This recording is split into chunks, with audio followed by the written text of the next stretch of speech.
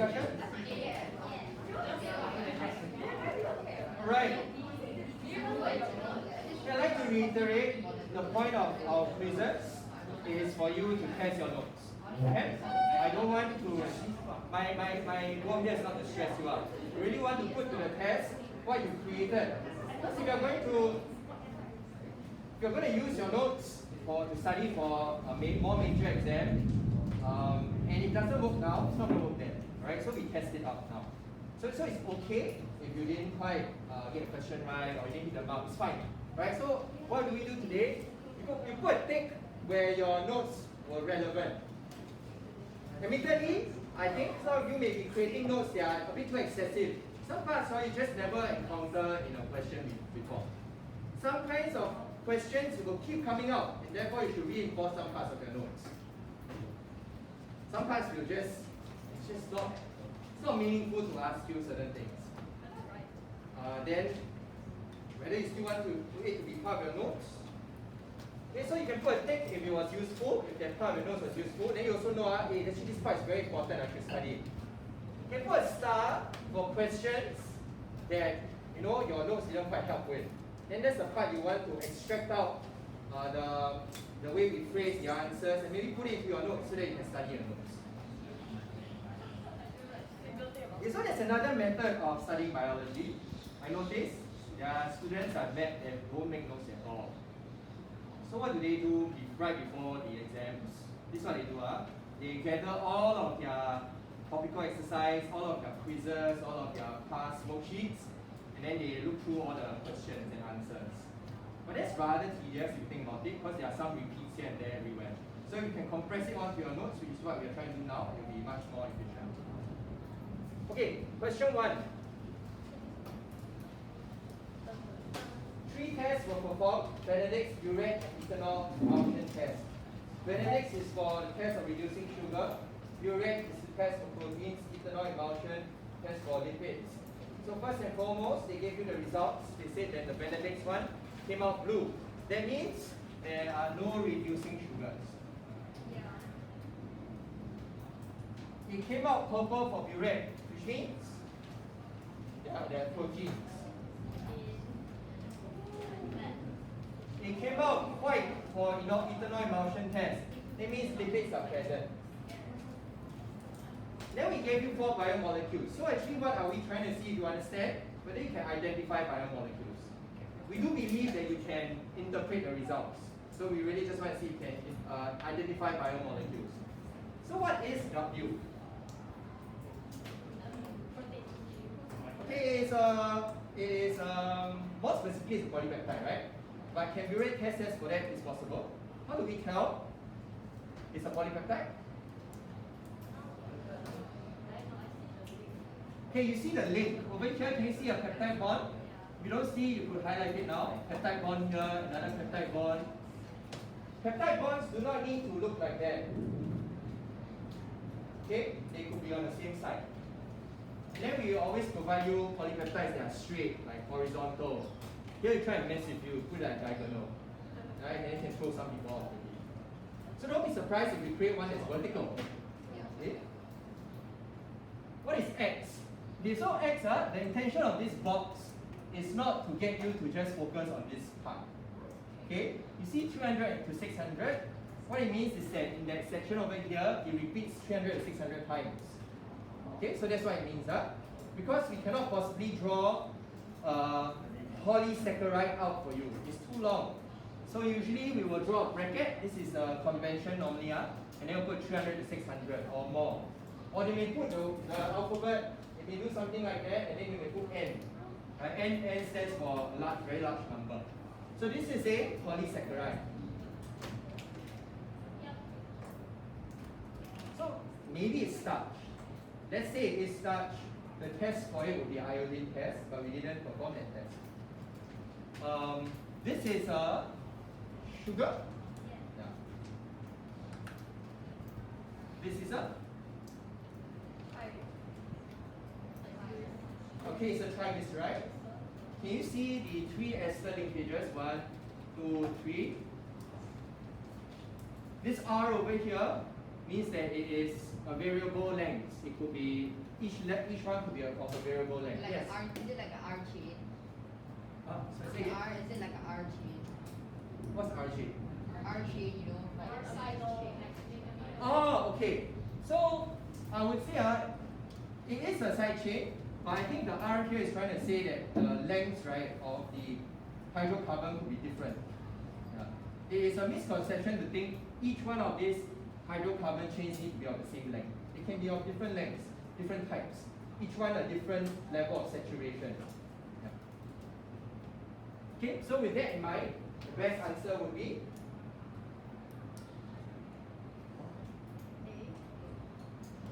okay, what did you all put? A. If you look at A, AW is a polypeptide. Can? Okay, purple, yeah.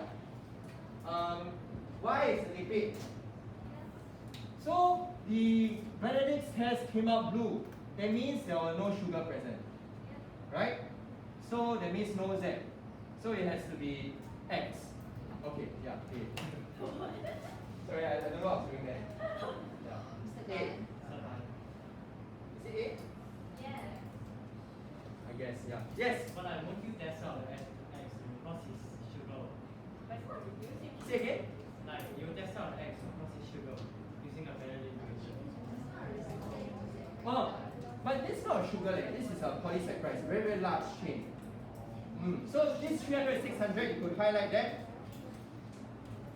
It means it's actually a polysaccharide chain. Yes. When you refer to identifying sugars in the Benedict's test, you're talking about individual sugars. Right. Okay, so actually the sugars you're testing for are reducing sugars. Not individual sugars, reducing sugars. So I believe you've learned before some reducing sugars. There are monosaccharides and then there are some disaccharides. Remember those But sugars? you don't have polysaccharides. Correct. You actually cannot test for polysaccharides. Okay, you can only test for these smaller di and the monosaccharides. There's one sugar that cannot be tested for. It's sucrose. The chemistry of it does not allow it to. As it says, it's non-reducing. It tests for reducing sugars, right? This sugar is non-reducing. Have you learned oxidation reduction yet? No, that's next year. That's next year. I think okay. Okay. You learn in science. Okay, so the idea of reducing and non-reducing has to do with this chemical reaction of reduction. This particular sugar cannot reduce the Benedict's solution, and as a result, the color doesn't change. Okay, so best answer will be A. Let's look at this. Which statement best describes how the structure of cellulose is suited for its function? What did you put? Yeah, variety there. D for duck. Dot. Cellulose unbranched. Okay, check. Cross links between the chains. Okay. For structural purpose. Okay. Any alternative that you would like to check why it cannot be? Okay. Okay. So next one.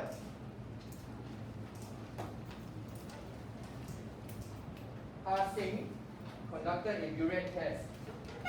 His friend observed that there was an error. What is this error?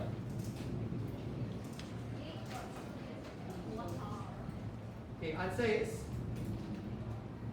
boy, is it? Yeah, replace the water with sodium hydroxide. Okay, then let's talk about the why. Why do we need to use sodium hydroxide? Okay, we've learned by now, remember the idea of just last week, was it last week or the week before? We said that proteins can denature. Denature means unfold. When a protein is in its folded state, it's very hard for the chemical copper sulfate to detect all the peptide bonds within this structure. When we unfold them or denature them, it's much more easy for the copper sulfate to detect the peptide bonds. That's what we are really testing for. So the key thing is that we need to denature our proteins before we can really test for it. But how? So what's the point of sodium hydroxide? Okay. Sodium hydroxide, the chemical structure is this, NaOH. When it goes into water, it forms ions. Okay, remember, ions like H+, they could disrupt a lot of ionic bonds or hydrogen bonds within the protein structure. So that's why that's why sodium hydroxide is added as one of the features. If I'm not wrong, some methodologies use other chemicals. But if it's able to disrupt the bonds and make them, not disrupt the bonds, disrupt the ionic and hydrogen bonds to make it denature, it's still possible for it to work. And so that's why, if you remember our practical where you're allowed to mess around with the steps, some of you added sodium hydroxide after, and then you still got your result. It's because at the end of the day, you can add a copper sulfate first, you denature it later, you'll just test for it later. Yes? Why you say that Na plus but OH minus and then got H plus? Oh, sorry. I was just saying, remember last week, the example I used was H plus? About the pH level, is it? Yeah, correct, the pH level. pH level is what? When Mr. Low eventually reaches the topic of acids and bases, which is now, yay. Right, bases can release OH minus, acids can release H plus. Both ends of the spectrum will affect ionic bonds or hydrogen bonds. OH minus is not really So this is an FYI for you, how to appreciate why sodium hydroxide is needed. This one threw us off a little bit.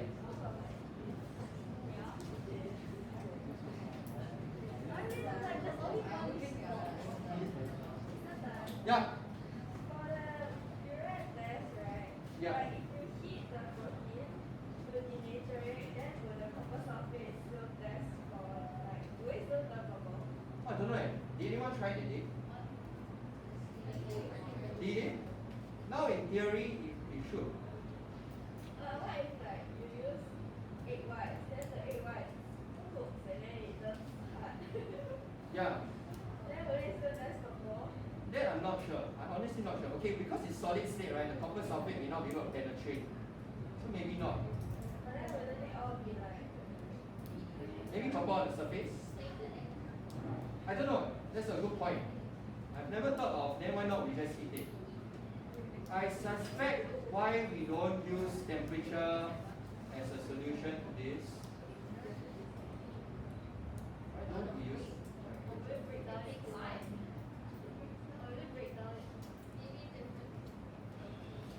I'm not sure.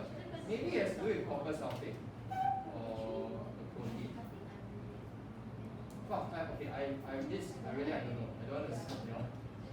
Let me go find out why we don't use temperature instead. If sodium hydroxide can help to make the peptide bonds a little bit more sensitive. I don't know. Can you go have a look also? So what is it? Maybe it's like the Benedict's one. You want you to overheat it, then you lose all the glycosidic, all the sugars break down. Can you identify the alpha carbon here? Okay, so this one we mess with you. The only carbon you can. Oh wait. Okay, you don't see the carbon at all. We use a carbon skeleton. So where are the carbons? Is at all the points, the bands. Yeah. So there's a carbon here, there's carbon here, there's carbon here, there's carbon here, carbon here. Okay, so where's the alpha carbon?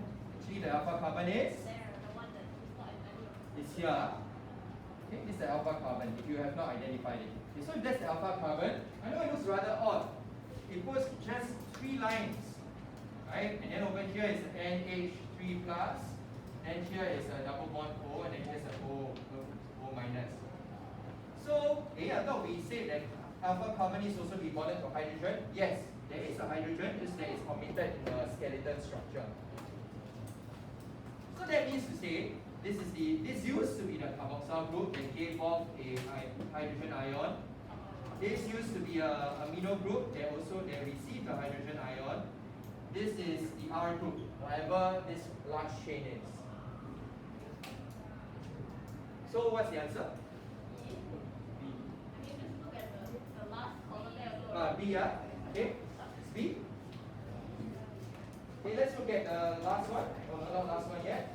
One strand goes this way, the other sequence, which one is complementary? B. B. Okay, why not D or dot? Okay, RNA makes use of uracil instead of thymine, so that's one of the key things. Another way we like to mess with you is that sometimes you don't put 5 on this side and 3 on this side. We put 3 on this side and 5 on this side. But then on top, we present it also as 3 to 5. So you need to read it properly. You understand what I'm saying?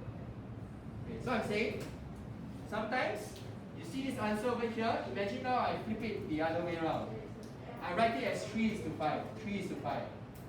You may need to read backwards in that instance to be able to match the complementary strands. Okay, sometimes we mess with you that way. Yeah? Hint, hint. Yeah? A lot of ways we can mess with you. Okay, last one, 6. Which feature is responsible for stability and for you to carry information? Hydrogen bonds between bases that will help to stabilize the 2 strands of the DNA together. Covalently bonded sugar phosphate backbones that helps to stabilize all the nucleotides that are joined together to form each chain. Last but not least, specific sequences of bases. That's your sentence. That is the code. That will determine your information. How it pans out determines what proteins will eventually you have. So able to carry information should be 3. So it should be 8. In total your MCQ.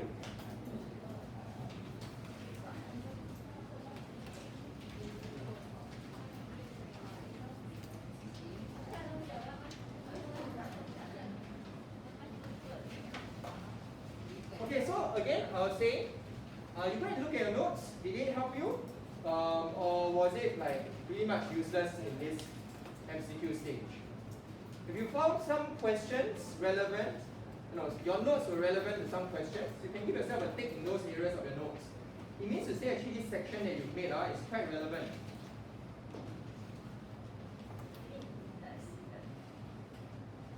Okay, so maybe you notice one thing. Did you include an element of food tests in your notes? Okay, that is possible. That's within the realm of biomolecules.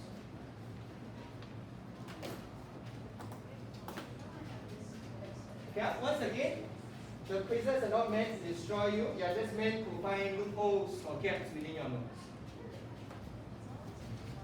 That's what we're doing this year. Okay, next.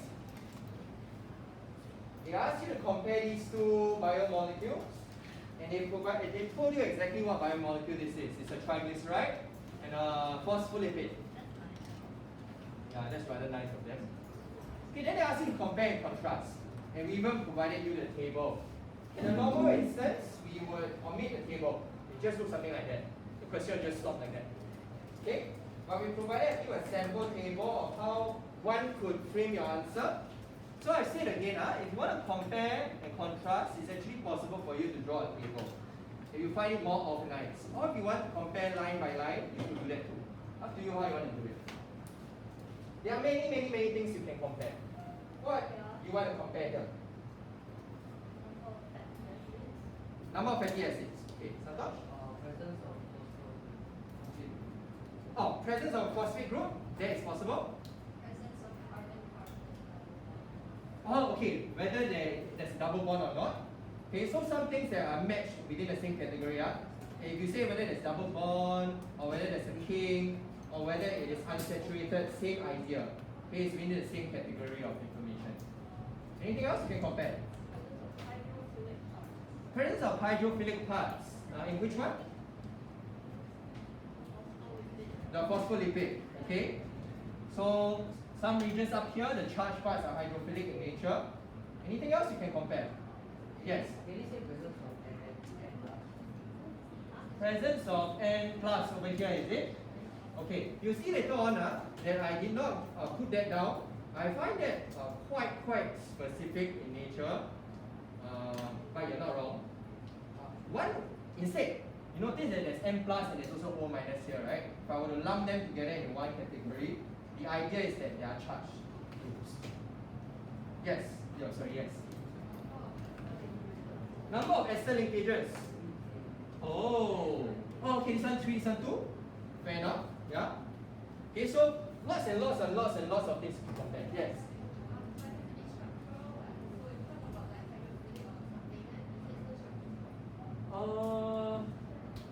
Fair point there. If you say that it is polar or some regions. I think that's still fair, it's still okay. Let me see, it should be okay. I think I will have given it. Let's see.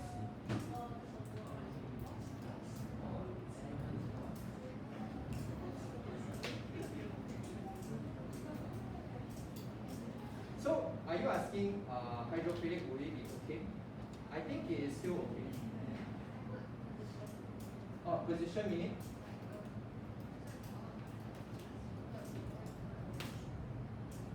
Oh. How do you place it?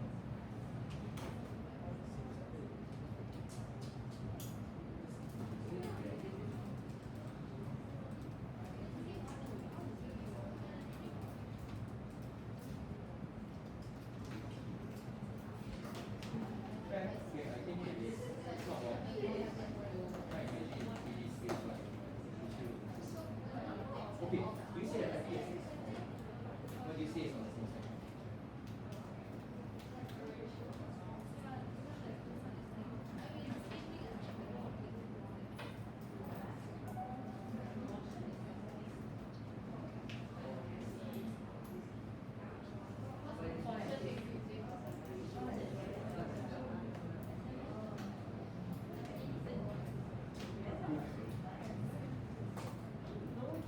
Maybe you say side change to make it better. This one is side change. Yeah. And it's a little bit longer. I mean, like I say side change. Sorry, Shanice, are you raising your hand? Yeah, I wanted to ask you. Oh, I think side change is okay. You can say side change. Yeah, Shanice? Can I talk about whether there's another chemical structure present? Like, phospholipid is basically glycerol, two fatty acids, and a phosphate group. Yeah. But in this phospholipid, the phosphate group is also bonded with another glycerol. Hmm. And in the triglyceride, there's no other chemical structure bonded to it. Oh. Is that a possible point of comparison? I feel like that fits under the idea of, yes, there's a presence of a phosphate group. Yeah, same idea. Zoe? Okay, phosphoester bonds are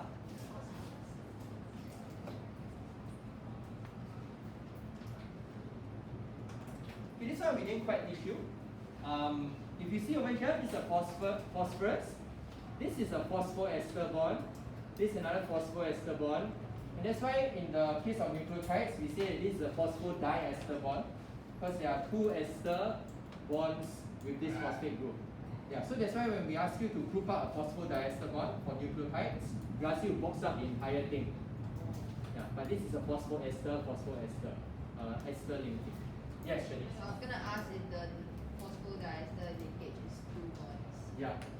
So up, down, up. So actually, there is a phosphodiester linkage. If you circle this entire thing, it's phosphodiester. Di means two. Yes? Oh, okay. Yeah, okay, so here is a this is a phosphoester bond. This is another phosphoester bond. I would say it's like this part over here. This oxygen is connecting the C and the P together. Isabel? Solubility in water.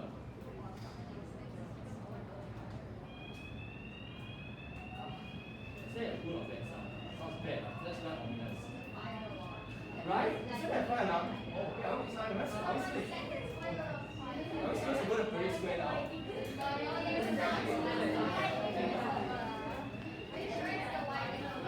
Oh, hey, is this lightning risk or fire?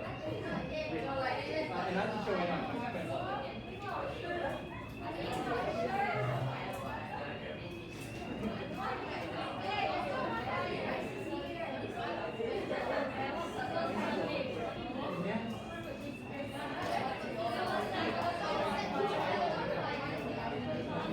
Hold on, let me check whether we should run out of time.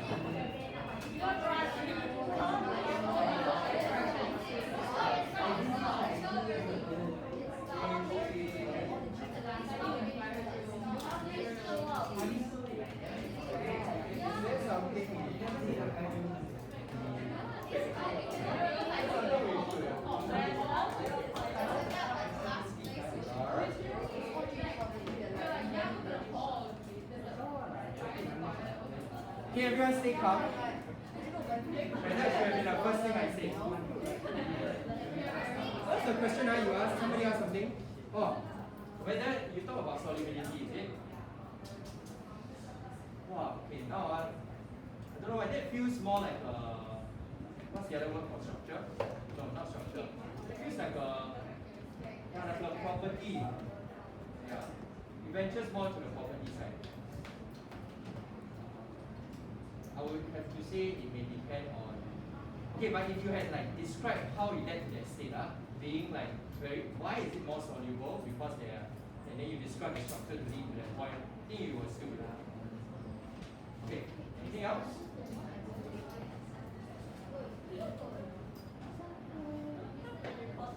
Next question, they gave you a protein, yes? Anu? Say again, proportion? Oh? Oxygen. Oh, what about? So you say one of them is higher proportion?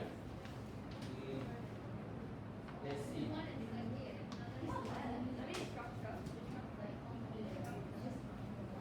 Is it true?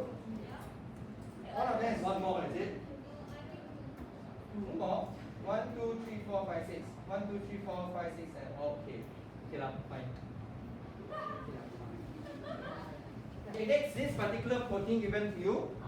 We've looked at several protein structures by now. So I think we are able to identify. I think you are quite beyond that stage of describing. No, you are quite beyond that stage of identifying. Are we able to describe it? Okay, so don't be quite too upset if you didn't quite describe it in the way we normally describe it. I'll just show you how we normally describe it, and then in your notes you can refine it as we go. Okay, in an event where the color scheme you're not quite sure whether it is 1 or 2 polypeptides present, another way you can check is to find the ends of the polypeptide. If it's just 1 polypeptide, you should find 1 end and 2 ends.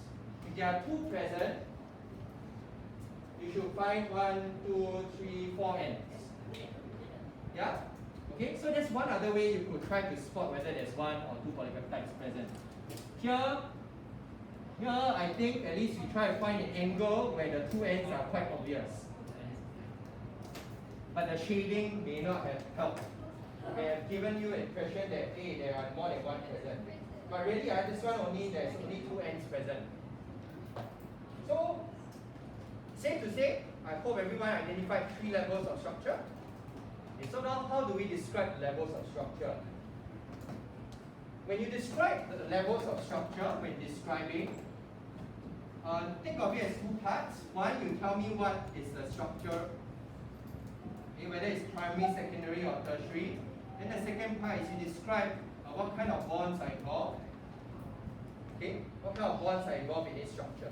That's usually how we will describe each level of structure.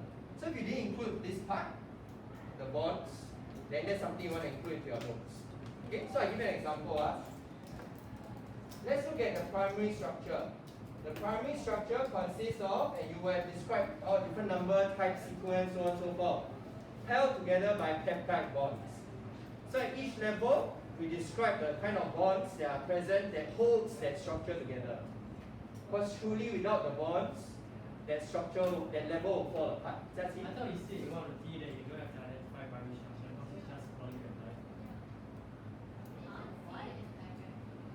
Like you have to identify. Oh no, I don't think I say you don't have to. I'm saying that you, in a sense, you don't.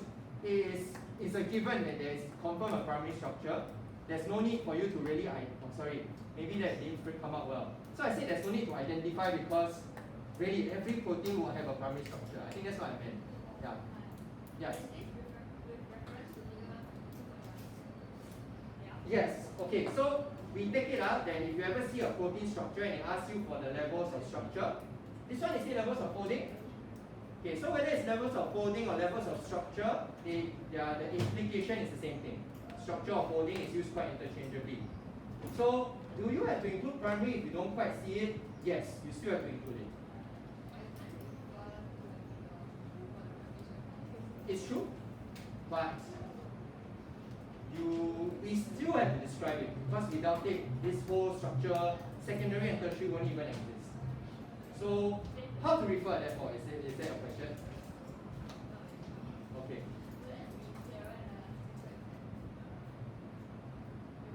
Perhaps maybe what would be very, very obvious in the question would be that describe the levels of structure in the protein that are present.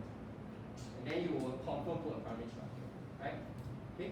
So I think my point here is whether they say what level of folding or structure you can observe, include a primary. Primary, you don't exclude. Okay, then if we go to the secondary structure, how will you describe a secondary structure?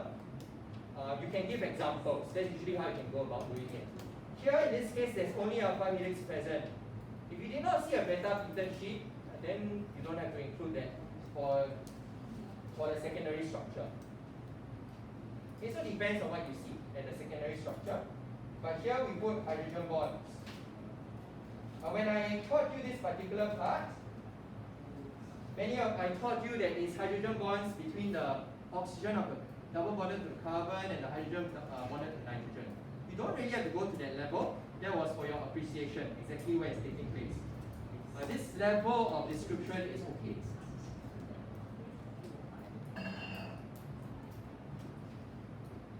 Yes? Say again? Oh, alpha helixes. Yeah, this one I don't know if it's an English thing. Because I noticed the singular version of it, we write it as alpha helix. Then when there's many of it, right, then it's alpha helixes. Is this English?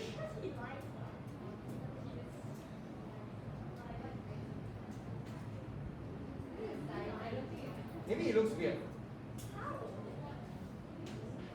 But this is a plural, this is a singular version. Yes? Oh, you can find online. People do spell like that. Is it American though? Okay, so far when we, at least in biology, so far everything is drawn in the British one. Yes? It should be, yeah. Is one American, one British? Sure. Okay, I tell you why we write it British. Because when it comes to your A-level chemistry, bio, or physics, you know where we send to mark? Yeah, we send it to the UK, London, to get it marked.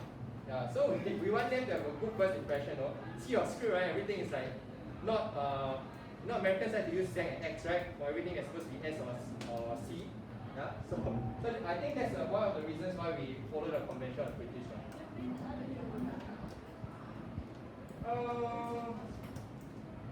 Let's look at tertiary structure. Tertiary structure over here. How you tell it's a tertiary structure, you will see that there's a 3D globular shape. Then it's held together by so and so forth bonds.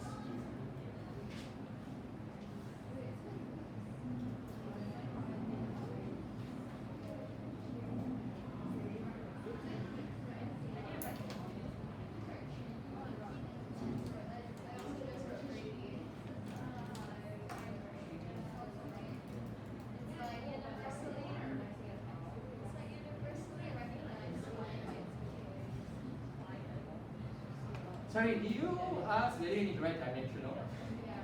Okay. 3D can. If you wrote 3D globular shape instead of 3-dimensional, that's okay. Yeah, that's okay. Yes? Hello? And I tell you, usually when we mark, we come down to this and then we don't really know, then we will check references and how the community at large does it, and it's okay.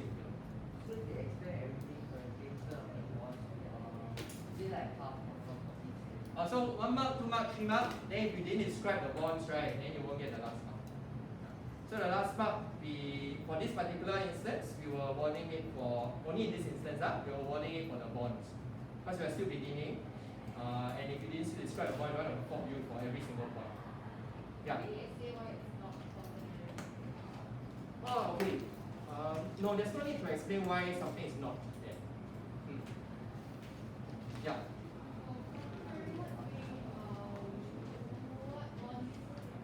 Okay, for quaternary, all these 4 bonds are involved. Yeah. Because at the end of the day, what links the two together are the R groups. So the R groups are the ones that interact with each other between polypeptides.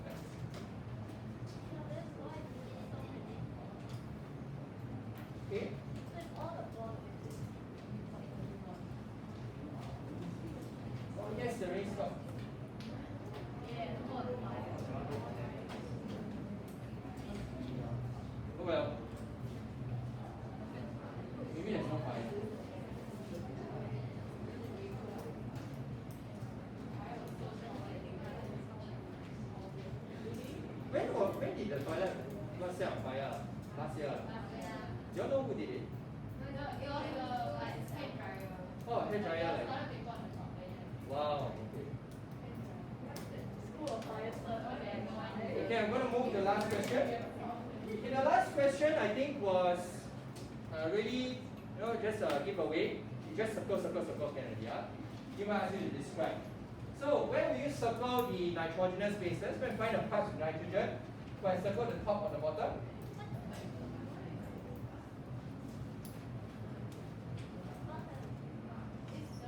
Yes. Okay, so I would say this is somewhat like a modified nitrogenous base. Yeah, this is actually not the original. If you had circled the entire thing, I would be fine as well. By the way, don't get the impression that the only nucleotides that exist are the ones you see in our DNA. There are actually a lot more different kinds of nucleic acids, just like there are many different kinds of sugars. Okay, the next one asks you to circle the sugar. You could have circled either or. Then the next one asks you to identify functional groups. There are a lot of functional groups you could have circled. Shanice, got a question? when you circle the carbohydrate, must you include the OH? You should. Yeah, you should. If you had not, okay lah, it's still quite okay.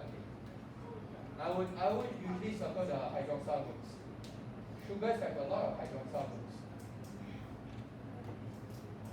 That's why it can dissolve so well in water. When you throw a sugar into water, all the water molecules will hug the sugar, then it will start to come out from the crystal structure. Okay, how many phosphate groups are there? There are 2. And then they ask you to circle any functional group, right? This one is crazy, keep for all. So you could have circled some hydroxyl groups, you could have circled some amino groups. Here are some examples. Some of you even circled the phosphate group. Even? Yeah. Okay, so what is this? Okay, actually I don't know what this big thing. Maybe don't circle that. But if you had circled something like this, actually it's called a keto group. Keto. If you had circled that, there's a keto group. Okay, if you had circled it. But I think the ones you are very familiar with are this one, and this one, because biologically, that's the one we see a lot being involved in reactions. Okay, so we didn't teach you, by the way, there are a lot of functional groups, but it's just that we did not teach you all the spread. We only teach you the ones that you see very often. Mr. Low may teach you a lot more.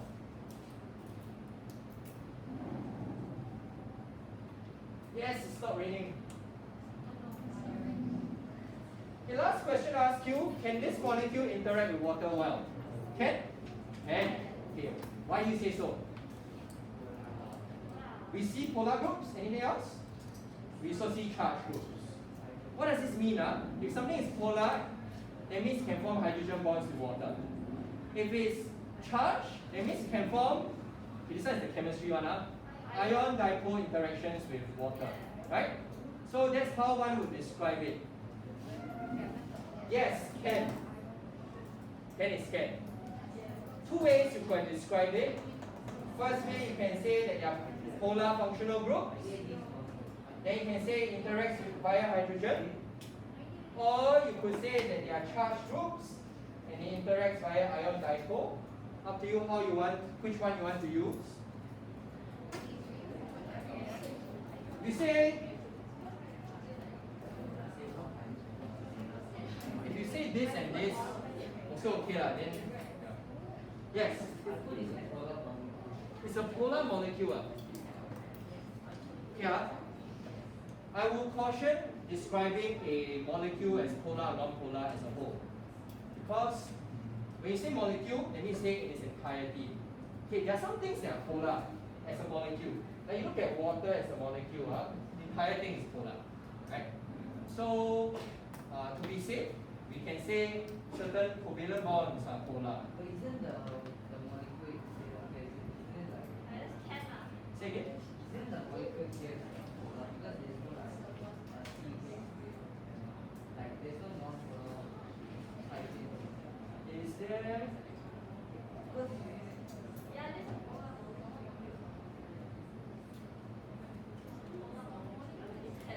fully polar either, right? M standard is a polar molecule. By chem standards.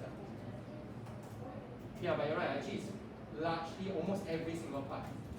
But then there are some charged parts also. I don't know what we will call something as charged plus polar. Chola? Yes.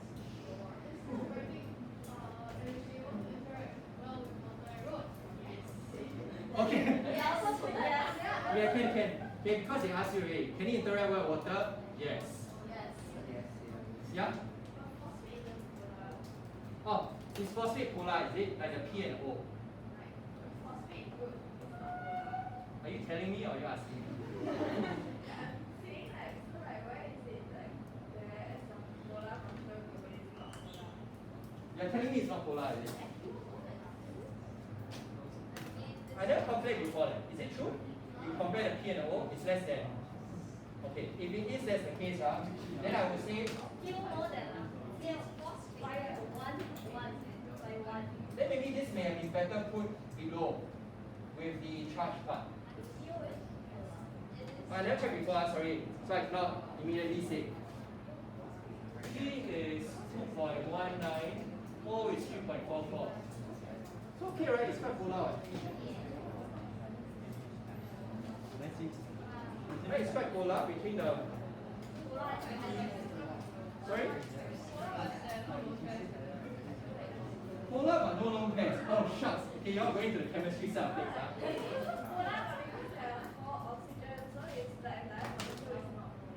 Oh, because it is okay. I cannot remember what my chemistry is. Something about cancels out, something like that, right? Fair enough. Okay. If I recall correctly, if it's like tetrahedral, and then if like the bottom three to cancel out the top, right? Something like that.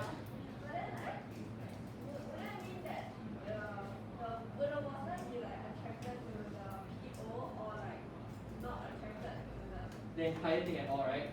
Okay. If I'm not wrong, it will not be attracted to the entire thing. Because when we look at carbon dioxide, right? You look at carbon dioxide linear, right? Something like that, correct? I don't know, I'm just. Okay, carbon dioxide needs a C and then double bond O, right? Actually, you look at CO by itself, it's supposed to be polar, right? But if I'm not wrong, it cancels itself out, carbon dioxide. So we do classify that as a non-polar. So I do think if you look at phosphorus plus the 4 oxygen, right, it will overall be non-polar. So I think you're right. I should have classified the phosphate under the charged one because of all the minus present. It's good, very good that you are applying your chemistry here. Very good. I'm so proud of you. Mr. Low is so proud of you. Yes.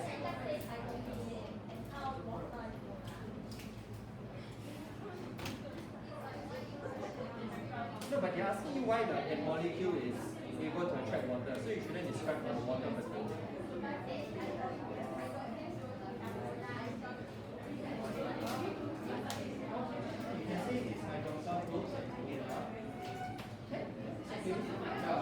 Polar functional group. You gave an example of Shanice? Okay, sorry, we listen, Shanice, yeah? Although there's like C and all those, because like the polar is more than the non-polar, which is why it's able to interact well. Oh, even though there are a lot of CH bonds, is it? Yeah. So I would say the water interacts with those areas that are not CH. It's not that it interacts with the CH parts also. Okay? That's it. So you say it's antistatic, like there's polar and non-polar.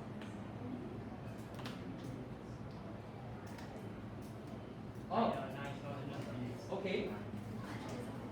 Would we consider this amphipathic?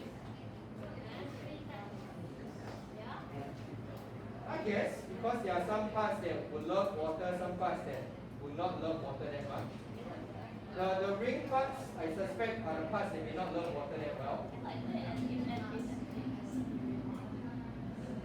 But the parts with the CH. But I think I was more inclined towards what Santosh said, that overall there are a lot of parts that love water. But there are some love water because it's charged, some love water because it's polar. I don't quite know if there's a name tag to such a thing. But we can say it's hydrophilic, right? Encompassing. Yes, Zoe? Okay. Is there anything else? No. Okay. So that's it? Okay. Do you want to total up your score? Then you pass back to me, then I will look at it one more time. Yeah? If you say it can interact partly with water. Partly, is it? Okay, I think it's okay. And then you describe which parts can, which part cannot. Okay?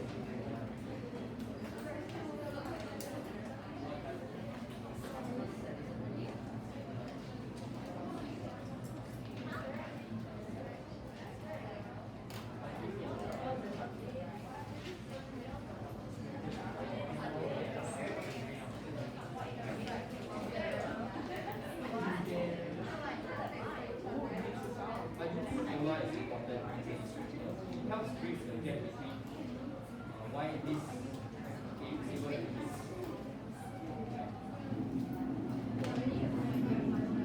Okay, please go out for your break and then you can head off to your merry way. Do you know where to go for physics and chemistry? I think chemistry you are going Sigma. Physics, I think you are still going IS lab. Yeah? This one looks very fun today. I spent the whole March holidays buying whatever missing needed. I shall not spoil it, it looks very fun. Yes, I met Missing on the corridor, then she was like, with a metal rod, then she was like, look, then she was like, okay, then after that, wow, like, okay, I shall not spoil it, it was very fun. In chemistry, I think today will you be doing your purification yet?